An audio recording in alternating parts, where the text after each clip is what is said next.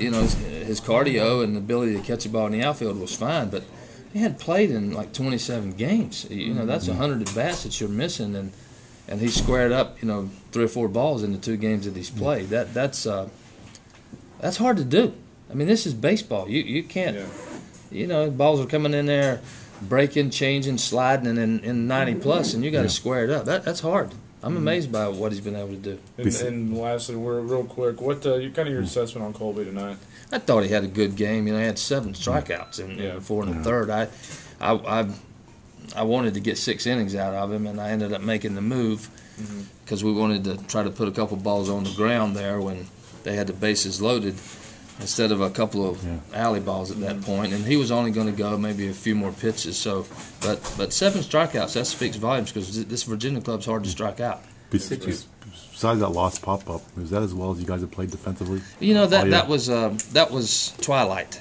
Yeah. And, you know, one of the things that I always say to my team, if I can see it, you can see it. Yeah. Somebody can see it. I didn't see it. Yeah. So it was a tough time of night. And that ball goes up, and, you know, Mooney saw it early, and then he didn't see it again. And I asked Jackie, did you have a crack at it? I didn't see it either. And, you know, and the whole infield was, and nobody saw it. So, and I didn't see it either. I was just hoping for umpires somebody would have gone with the infield fly rule, but it didn't happen. It was too far out. Yeah, ESPN caught you on the auto talking to the umpire about the infield fly rule, but he didn't agree, I guess. Yeah, he was right.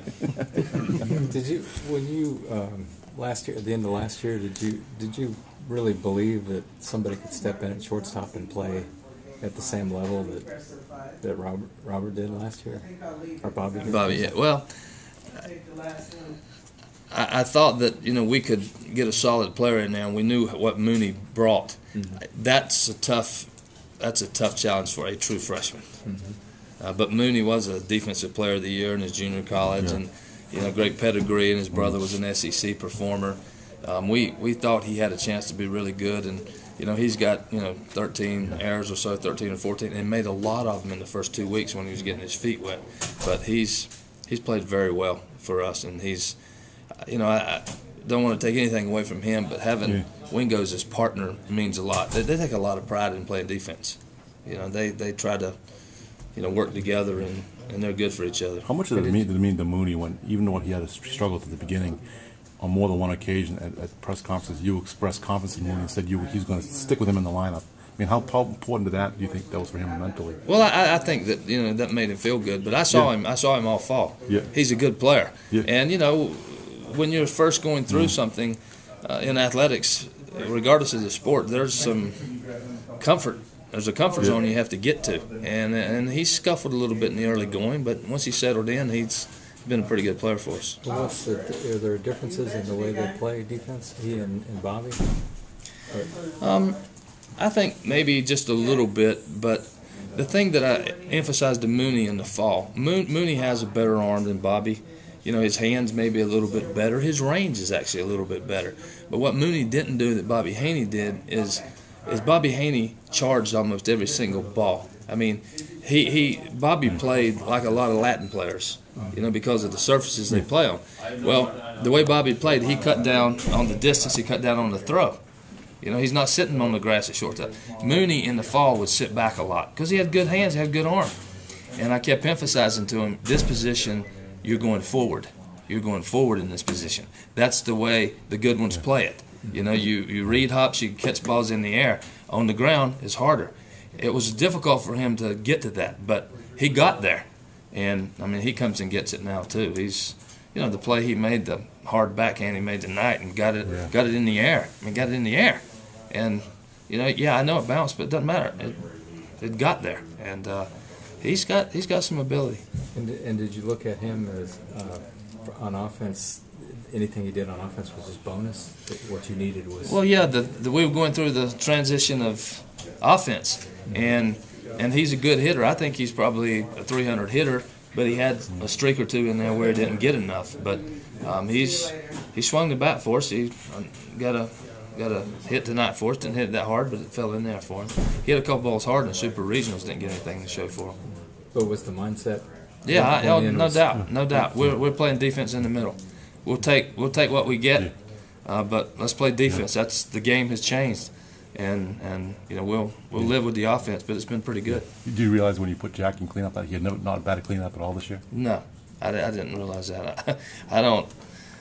We have in our statistics where guys have hit their records and things like that. But I didn't go to that today. I just tried to hash it out and analyze it and try to get in a position that we could start a runner in front of the other guys to have a double play, and I just analyzed it to the nth degree is what I did. With JT, Coach, have you ever had a middle guy that you've relied on just that consistently like that? We've had a few guys over the years, but probably none like JT. What is that, 46, 47 appearances, something like crazy. But we started out last year with he and Mata. We were gonna try to use those guys to get some outs on the ground, and Mata had a few more appearances than Taylor did last year. Although Taylor had 28, it's kind of reversed this year. Taylor had a few more, but he's been special. He's one of those guys that 4 1/3. That's not normal for him, but one time through the order, that's a different look. Does the lack of it seemed like their left-hand hitters were almost jumpy too. It's like it was almost like those guys almost trying too hard. It's unorthodox. Right. And, as a baseball player, and I was watching a big league game the other night, and they brought in a submariner, and he was throwing 82, 83, just like our guys. But it's unorthodox. So as you're trying to make an adjustment, you go, okay, we'll make an adjustment. You'll get him next time. He's not there next time. And tonight's case was different. JT stayed out there, but those guys are hard. It's hard to square those guys up. You first go into the game, and you have to make some serious adjustments. Seems like it's almost more the deception than the quality of stuff, or is it maybe just the mix? I guess. I think it's a mix. I think it's certainly deception, without a doubt. But then you get, certain balls that sink. Then he'll throw a slider that kind of it's almost like a rise ball sometimes, and it's hard to pick up the rotation when you don't get to see him. But most of the time, once, and then he'll throw some changeups to lefties, and you start thinking as a hitter, and then he runs a fastball in. He runs a two-seamer that runs in, and you get jammed on an 82 or 83, and that it's frustrating. But like I said, it's unorthodox to see those guys. You don't see that many.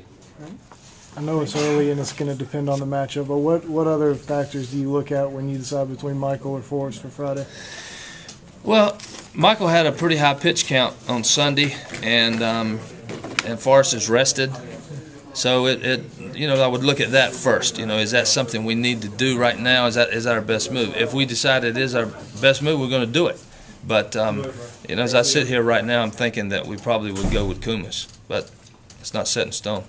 Have you looked at the numbers, teams that have gone 2-0, and then how they have fared that next game after the days off? I mean, can a team lose its edge because of the time off? I don't know. I know I haven't looked at any of that, and I won't. But I saw one of the reporters said that number 1 seeds very rarely win this thing. Is that true? I don't. Only once. First year. What's that? First year. First year, huh? Only one. Wow. Number 1 overall national seed. Yeah. Miami, 1999. 99. Good information. Yeah, you know me. We're not thinking about history or anything. We're just going to try to show up and play a good game, and hopefully we have a chance to win it. Do you change your routine? I mean, is it just a normal routine for you over the next 2 days? Absolutely. We're going out to the Children's Hospital tomorrow for a little while. We'll have a short practice over at Creighton. We'll repeat it on Thursday, and we won't do anything different. What goes through your mind when your players are out there chasing beach balls before the game starts?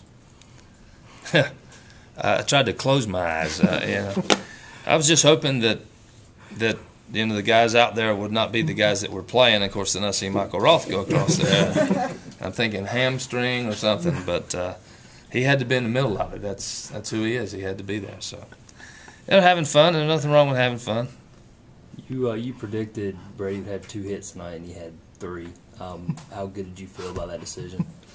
It's hard to keep Brady down. I mean, when he comes off of a bad game, he's very irritated with that. He knows he's better than that.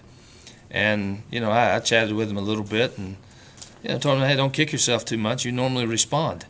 and stay in the zone. You'll get your hits, and that's what happens when guys have been around for a while. They're irritated, they're frustrated by it, but they'll bounce back. They'll do some good things. Even if he didn't get any hits tonight, he would have had better at bats.